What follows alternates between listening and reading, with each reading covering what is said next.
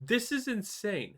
How can something like this even happen? You need to understand here that Bethesda's reputation a decade and a half, 2 decades ago, was spotless. It was perfect. Bethesda was a pillar of the gaming community. They were a company that actually does innovation and whatnot.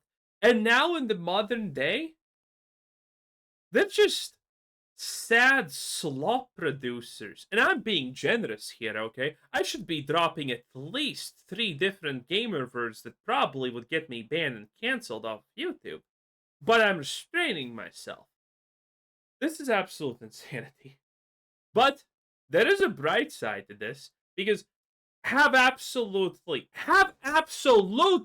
no mistake that whatever Bethesda is sponsoring, it's gonna end up like Redfall. Redfall was not theoretically a Bethesda game, but Bethesda, as we know from Todd Howard accidentally admitting it, had absolute full oversight over Redfall. And if you don't know what Redfall is, think vampires, Call of Duty, but massively gay and completely unplayable, horrible, buggy, like everything else Bethesda honestly does. Yeah, that was Redfall. And every single other of these games that they canceled, that they stopped funding for, probably is gonna be Redfall. So it's not actually bad that it all got canceled, because again, I I don't want Fallout 5. I don't want Elder Scrolls 6 if Bethesda is gonna work on it. I don't want it given to Obsidian. These two options are 120% failures. I'd rather have these games not come out than Bethesda or Obsidian work on them at this point. I have seen too much, and none of it is good. We got Bethesda back in the news. And the reason why Bethesda is in the news is because due to the massive layoffs that are happening right now over at Xbox, that is firing currently over four to some odd thousand employees, because You love to see it. Microsoft is firing 9,000 employees. And they said about half of that is coming from Xbox. Bethesda apparently is canceling. But again, just write that comment. Xbox is actually doing very well for itself. Sure, Game Pass is not making any money and just losing it. Sure, none of their games are good. Sure, Xbox literally admitted that their console is shit and gave the throne to Sony without a struggle. But trust me, at the end of the day, Xbox is doing great. Just add layoffs to the list now. I can't. There's no point in fighting these people. The Xbox fanboys are gonna Xbox fanboy until their graves. Funding for several unannounced projects at multiple. Oh, actually, you remember how the Xbox fans were suddenly calling Diablo 4 the greatest masterpiece ever when it came out on consoles? Holy shit, that was something. Different studios. Now, this is absolutely huge. This is big information because people are getting very worried about whether or not Elder Scrolls 6 is going to be a-okay, considering the high profile Hopefully not. cancellations that we've been experiencing with the Xbox news, right? There's been a lot of cancellations all throughout, with Perfect Dark being one of them. And a lot of people. Yes, yes. I talked about this a year ago, roughly. I started, and now it's like in full bloom, effectively. The fact that Xbox is just kind of canning all of the Supervoke stuff, they still can't really deal with all of it, but they are canning like the most obvious transgressors at the moment that fit kind of the Vogue narrative. For example, Perfect Dark. It's not even Perfect Dark. It's called Perfect Canon. If you have seen what Perfect Dark is supposed to look like, I mean, listen, I know the term woke in gaming is getting old, it's getting boring, but there's no other way to describe what Perfect Dark in the modern day is. And a lot of these things are getting axed by Microsoft that, look and feel of that way. It's pretty sad. Well, it's not actually sad, they deserve to be canceled, but still. Were pretty not shocked, but they were still decently shocked at the fact to see Perfect Dark get canceled, amongst other games as well. There is a bunch of studios all throughout the industry that are currently canceling games, can't get funding. Publishers are pulling out. They literally don't want to give them money anymore. It is insane Base. what's going on. So, in the wake of Microsoft layoffs, several studios have revealed canceled projects, mass redundancies, and further risks of collapse. On social media, the team at Romero Games, a small studio founded in 2015, revealed that Bethesda Softworks, a firm hit by the layoffs, had canceled funding for an unannounced game. Romero Games isn't alone in that. The team revealed that several other studios also working on games yet to be revealed have had their funding pulled by Bethesda Softworks, the publishing arm of the company that exists alongside Bethesda Game Studios. Now, again, we don't know what's going to happen with Elder Scrolls 6, and I've mentioned this many times. I hope it gets canned. I mean, a lot of people have also commented when we talk about Elder Scrolls and, Fallout 5 and all of those things. A lot of people are just disillusioned, okay? We are at the point where most people just accept the fact that, well, if Fallout 5 comes out literally in a week, I'm not gonna fucking buy it. I know it's gonna be a disaster. I absolutely know it's gonna be bad. And, well, hopefully it gets canceled if nothing happens. And there is a chance. There is a slight chance. Now, this is going to be the same situation as Starfield, in my opinion. I firmly believe that Elder Scrolls 6 and Fallout 5 are going to be, maybe Fallout 5 not because of the shows coming out and they probably can't miss out the opportunity to ruin themselves that much more. But Elder Scrolls 6 can be canceled because Fallout 5 needs to hit first after the Fallout TV show season 2, but Elder Scrolls 6 does not. They can delay Elder Scrolls 6 for, like, I don't know, 5 more years at this point, and maybe can it altogether. Now, when I say a game is dead, by the way, a lot of people don't understand what I mean. It is effectively dead, but it's still alive. That's the situation. When I say a video game company like Ubisoft is dead, it is dead because everything around it is going to change. It's going to get sold for parts. It's going to lose this, lose that. New people are going to come in. It's going to be... It is dead in the sense that nothing of the old Ubisoft remains. But the name Ubisoft, for example, is not going to die no matter how hard Assassin's Creed Shadows fails. It's just not going to ever get thrown out. Because the name itself holds power, and that power is value itself. So it's always going to persist, but it is not going to survive in the way that it exists. It's going to be major changes, major everything. So the same thing that we recently talked about Starfield, effectively.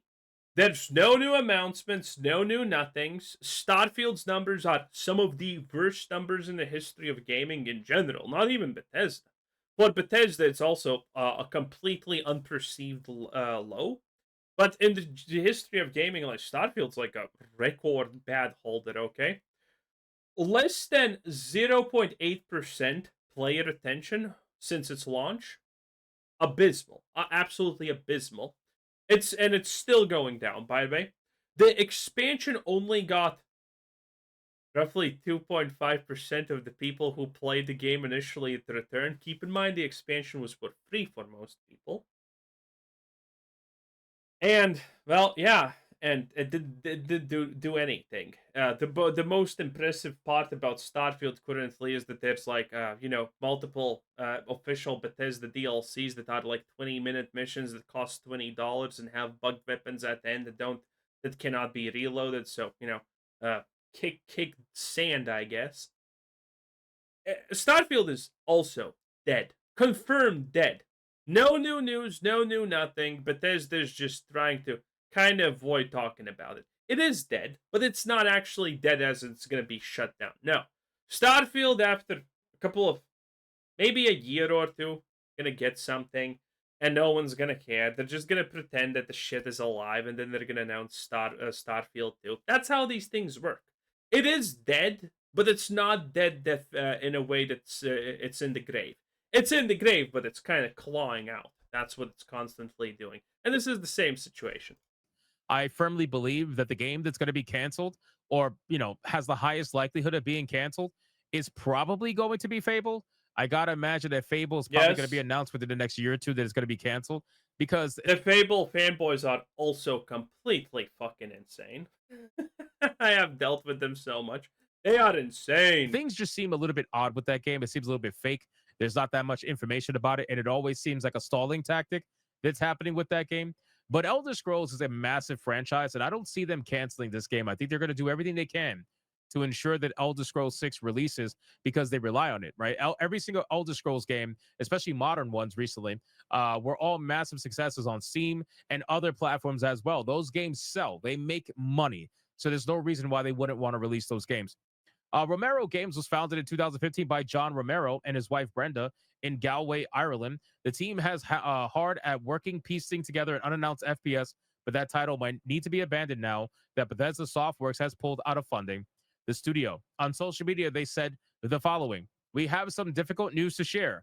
Last night we learned that our publisher has canceled funding for our game, along with several other unannounced projects at other studios.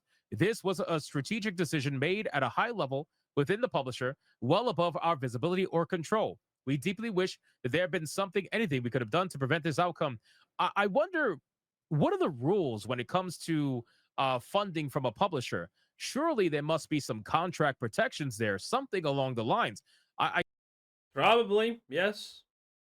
But, the thing here is if you're making something and the funding stops, that's well, that's bad because that means you need to find someone else to give you funding for something else. It doesn't matter what, but now you're not receiving the money you kind of were relying on, and that's like a major blow. That's why these things are bad, by the way.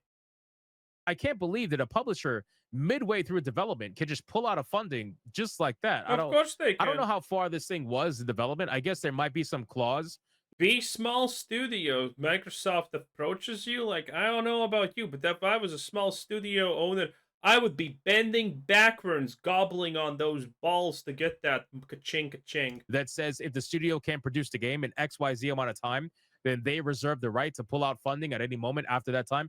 Maybe that's in there. I don't really know, but at this point, that's pretty insane. It says this absolutely isn't a reflection of our team's work. Are you sure about that? Are you sure about that? Because every single person that loses their job, funding gets pulled, prevented, or whatever, every single person that says that, they always say this isn't a reflection of our team's work. And then after a while, you have to sit there and question, maybe it is, right? Eh, Maybe it is a reflection of your guys' work. Maybe it is you being the problem, but you never know. But in any case, this absolutely isn't a reflection of our team's work, performance, or the quality of the project itself. We hit every milestone on time, every time, consistently received high praise, and easily passed all of our internal gates. We are incredibly proud of the work being done and of the talented team behind it, the best we've worked with. We're currently evaluating next steps and working quickly to support our team. Many of us have worked together for more than a decade, some for over 20 years. It's an extremely difficult day, and we're heartbroken that it's come to this. If you know of any opportunities or ways you can help our incredible team, please reach out. Thank you to everyone who's offered support and kindness and encouragement during this difficult time. sending good vibes, right? It's honestly pretty insane that they are so desperate to find money now. I mean, what's Well, no shit. What did you expect? happening in the industry is insane, right? At this point, this is like we said yesterday. Somebody in the chat called it Ragnarok for the gaming industry, and that's exactly what this Good. is. This is Ragnarok for the gaming industry, right? When we are seeing so many of these studios that were fucking around and finding out for decades, now they're in the finding out portion. Now Guys, do you think Dishonored 3 was cancelled? And yes, some of you are, wait, Dishonored 3? Yeah. People like to look at Dishonored with some rose tinted goggles, but the reality is like Dishonored 1 was good, but Dishonored 2 was a fucking shit show. And it completely busted, okay? It busted so hard Rule 34 couldn't be made of that bad boy. Okay? And now Dishonored 3, do you expect it to be good? We saw what probably was kind of Dishonored 3, aka the Indiana Jones game, and that was horrid. now at this point, they have no choice but to make the moves that they're making in order for them to survive. When your survival is based off of this money coming in and you don't have that subsidization anymore, you're gonna have to make the tough choices. And those tough choices are here. It is no coincidence that it's all happening right now, right? It's no coincidence that in 2025, all these studios are being forced to make this decision now. Subsidization is gone for the most part. It's completely gone and it's over. And now you have to figure out how are you going to survive just on your own merit. Is that even possible at this point? Probably not for a lot of these studios because Yeah. Finance lesson. Subsidizing is when a company that is not another company goes into another company and finances their shit. That's what's called subsidization. Here, this is not subsidization. This is literally a game company that was hired to make a game, and then the game got canceled and the funding got pulled, and now they need to find another person that wants them to make a game for them, so they get paid. That's not subsidization. That's just basic business stuff. Because they don't even have games that are made. The gaming crash is absolutely here at this point, and we are watching it happen in real time. Bethesda Softworks was one of the companies struck by. Also, I'm not even actually sure subsidization is an actual word. I have never heard it said like that. The correct term, I think, well, not I think, I know, is subsidized, not subsidization. I'm honest, I don't think that's a real term. It's just subsidized. Well, whatever. Microsoft layoffs that impacted 9,000 employees under various subsidiaries and branches. On LinkedIn, many staff at the company reported being made redundant, while others shared that they're at risk of being laid off. And then Phil Spencer just recently released an internal memo to the staff about the widespread layoffs that heavily disturbed the Xbox team at large, was obtained and circulated. Based Phil probably sent out a letter saying, well, YOLO 420, blaze it, you're no longer here. Online. Amongst the studios impacted by this action were some of the most prominent Call of Duty studios, such as Raven Software and Sledgehammer Games. Now, one of the studios that was impacted that I didn't get to talk about, but I'll put it in this video as well since we could have it all together, is the Dying Light studio. Techland was another studio that has just recently canceled not one, but two upcoming video games from their studio for similar reasons. Techland has announced it has canceled two of its upcoming games amid a poor financial year. The news came courtesy of a press release sent to the media yesterday, which revealed that two games had been canceled, but resources have been moved to a yet-to-be-announced project. It was reported that... And by the way, the cancellation talks in the game industry is kind of hard, because if a game gets canceled, for example, if Elder Scrolls 6 actually does get canceled, you're not going to hear about that. You're just not going to hear about that, because the people making the game will not even know it's canceled. It's just they will be moved to a different thing, and that's it. They don't necessarily know it's even canceled, because maybe they got told, oh, it's just restructuring, and the game actually is like canceled for a year or two. We cannot know. These are inside things that happen in a company. We have no right to actually know. Okay, that's how that's how this works. So if something is canceled, fuck. As much as we know, the Starfield Next expansion is canceled. Elder Scrolls 6 is canceled. Fallout 5 is canceled, and everything is canceled. That may actually be the case, and we would never know. Okay, if it was that bad, we would probably hear at least something. But you understand how hard it is to actually know that something got canceled. Company incurred record losses of approximately, and I shit you not, $37 million in 2024. But that's not all. The company also in 2023 lost $25 million. That is insane. That is well over $50 million of losses over just 2 years alone. That is a lot of money. Beautiful. That is a lot of money for a studio like this to lose. That being said, Techland has the hotly anticipated Dying Light: The Beast releasing in August of 2025, which is expected to turn Techland heavily back into the green. I doubt it. I doubt it. If you have lost over $50 million. 50 million?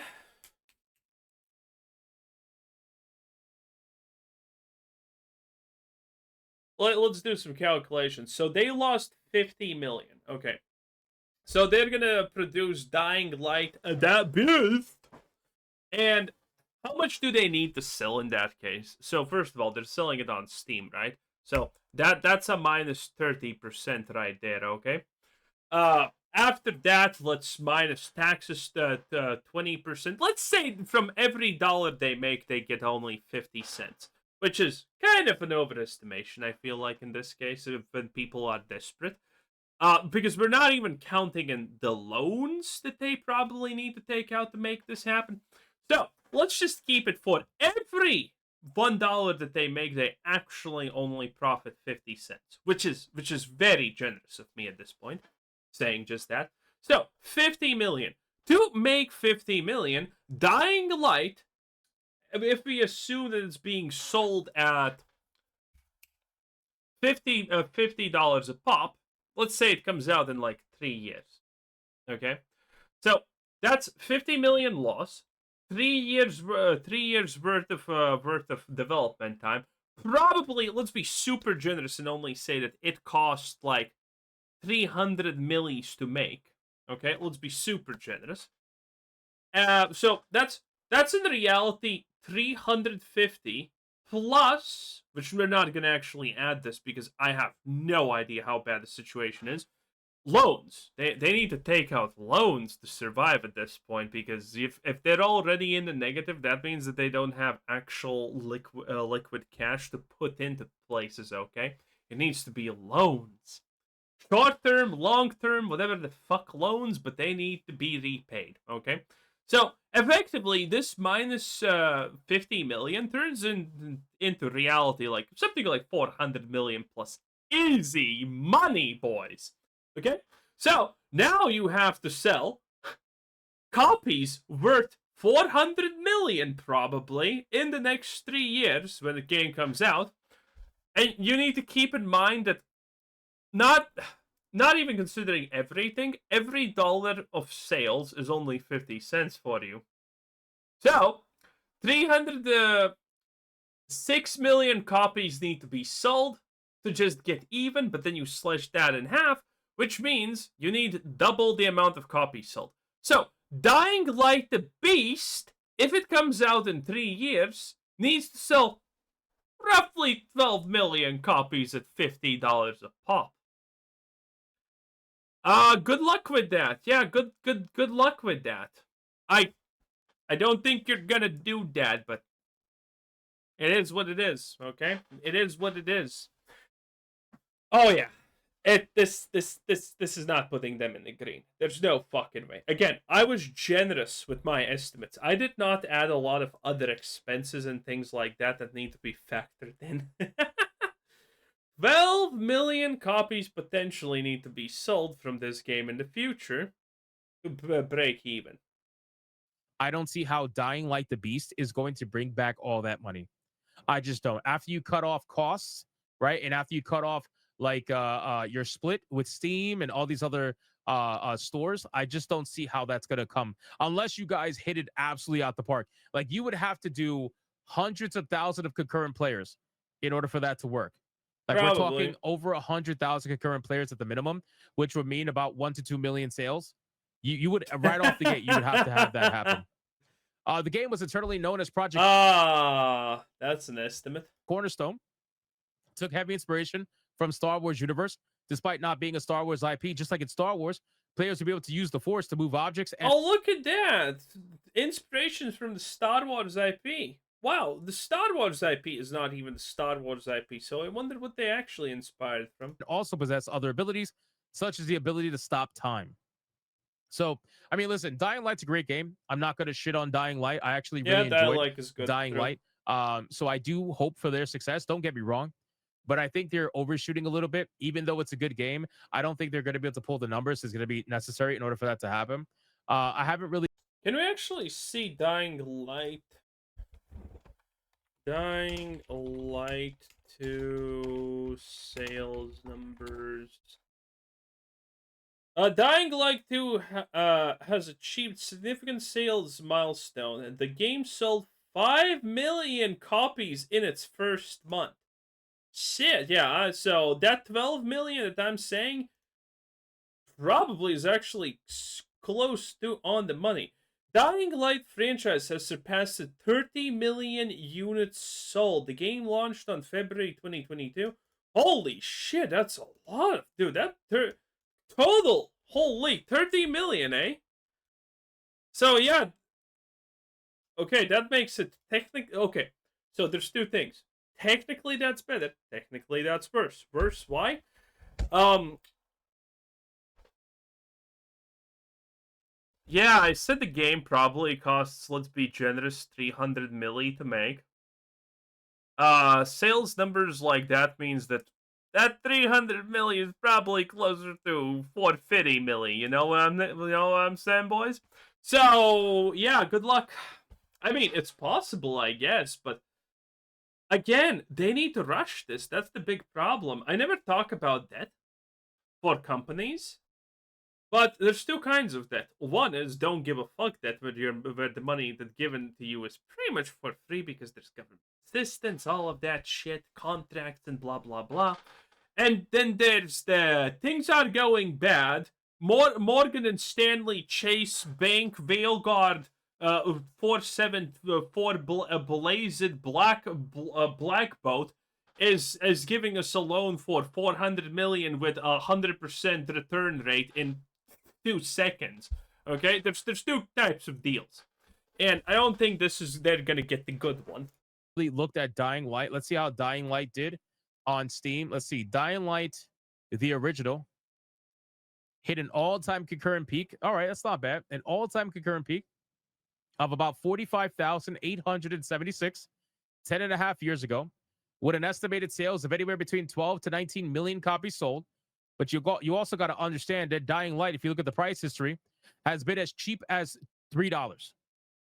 So let's be Makes real. A sense. lot of those units sold are probably at the price point of $5 to $10. Paid off very well for them. 274,000. Oh wow. 983 concurrent players on Steam. That is beautiful. Does it have a dollars 20 Is million? there anything else?